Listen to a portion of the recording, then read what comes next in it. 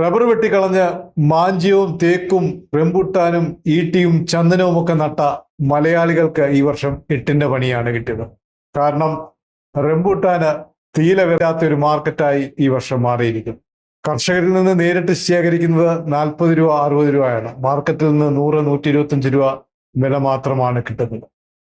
മലയാളികളുടെ ഒരു പ്രശ്നമാണ് എന്തെങ്കിലും കേട്ട് കഴിഞ്ഞാൽ കൂട്ടത്തോടെ ഓടി കൃഷി ചെയ്യുക, ആ കൃഷി കൂട്ടത്തോടെ നശിപ്പിക്കുക അല്ലെങ്കിൽ നഷ്ടപ്പെടുത്തി പോകുക എന്നുള്ളതാണ്.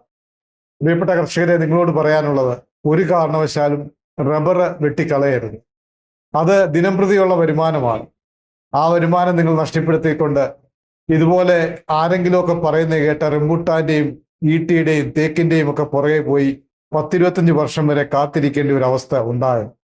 റബ്ബർ എന്ന് പറയുന്നത് വെട്ടിയെടുക്കുവാനൊക്കെ ആളില്ലെങ്കിലും ഡെയിലി സ്വന്തമായിട്ട് വെട്ടിയാലും വരുമാനം ഉണ്ടാകുന്ന ഒരു സാധനമാണ്. ഓരോ വർഷം ഒരു മാസം കാത്തിരിക്കേണ്ട ഒരു കാര്യമില്ല. ഡെയിലി വരുമാനമുള്ള ഒരു കൃഷിയാണ് റബ്ബർ എന്ന് പറയുന്നത്. അത് പലപ്പോഴും മലയാളികൾക്ക് അറിയാൻ വയ്യാത്തൊരു കാര്യമായിട്ട് മാറിക്കൊണ്ടിരിക്കുകയാണ്. റബ്ബറിന്റെ വില ഇടിവെന്ന് പറയുന്നത് ഉടനെ അതിനൊരു വ്യത്യാസം ഉണ്ടാകാൻ ഒരുപാട് സാധ്യതകൾ ഏറെയാണ്.